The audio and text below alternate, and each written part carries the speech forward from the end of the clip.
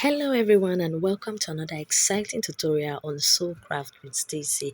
And today I'll be showing you a very beautiful craft which I did called the Canadian smoking. It could be done on a sleeve, it could also be done on pillowcases for beautification of your sitting room.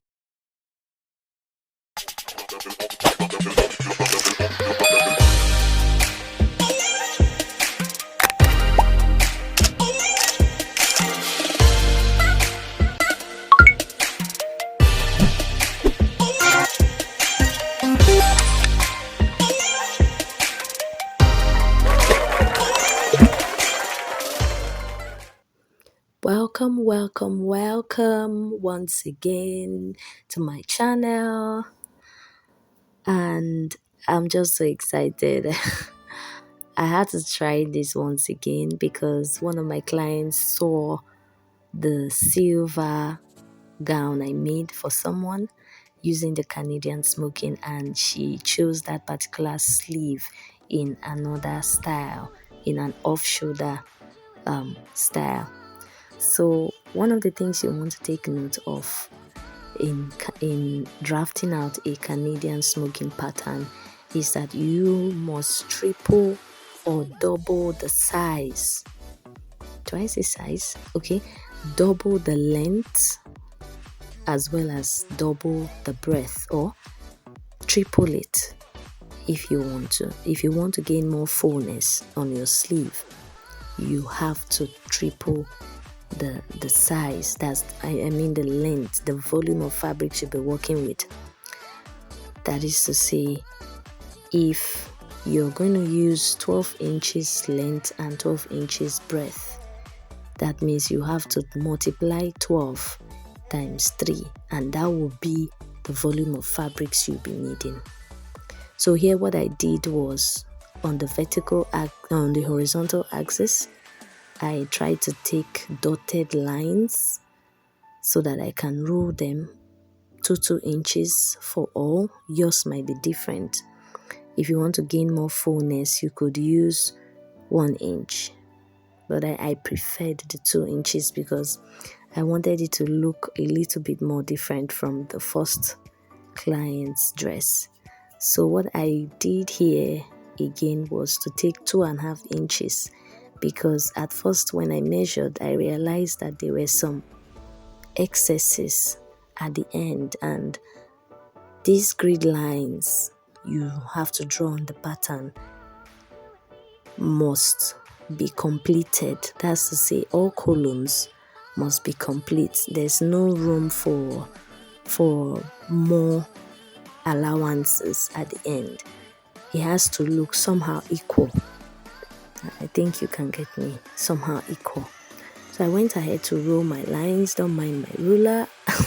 I'm just making use of what I had at the time. So here I went ahead to draw slanted lines. Now, this particular technique of Canadian smoking is that one column has slanted lines and the other column is left blank, and then you get to the other column.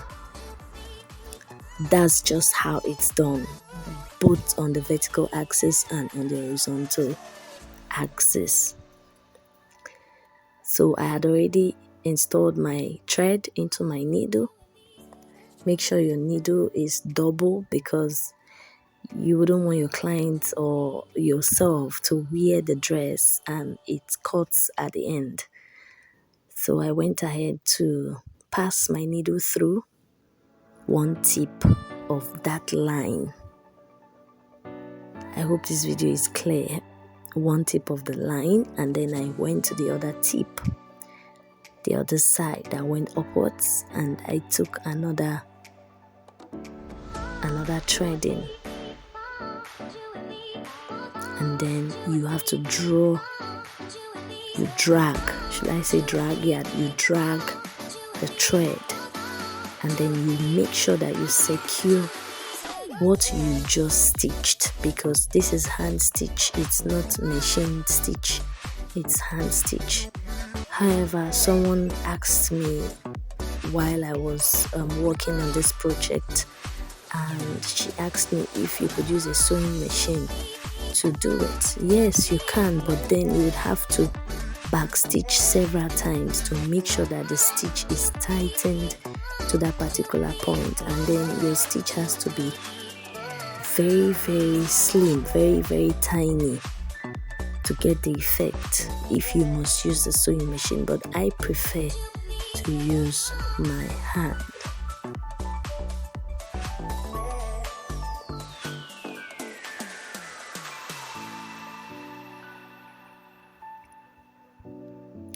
So on the other parts I continued. You have to continue in that manner, column by column. You pick one part of the tip where the line started in the boxes, and then you pick the other side of the tip, and then you drag.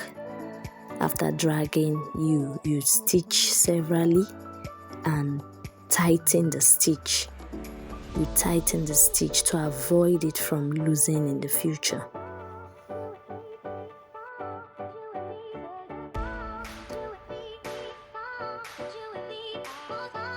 And you may also need to tie the threads.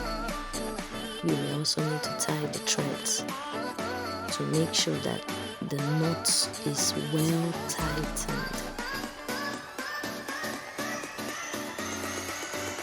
I'd already attached the sleeve on the band because you have to create a band for the off-shoulder. This is actually an off-shoulder blouse, and I hope you stay tuned to this channel because I'll also be posting an off-shoulder pattern and also another Canadian technique. Please do like and share this video, and make sure you hit the subscribe button for more notifications.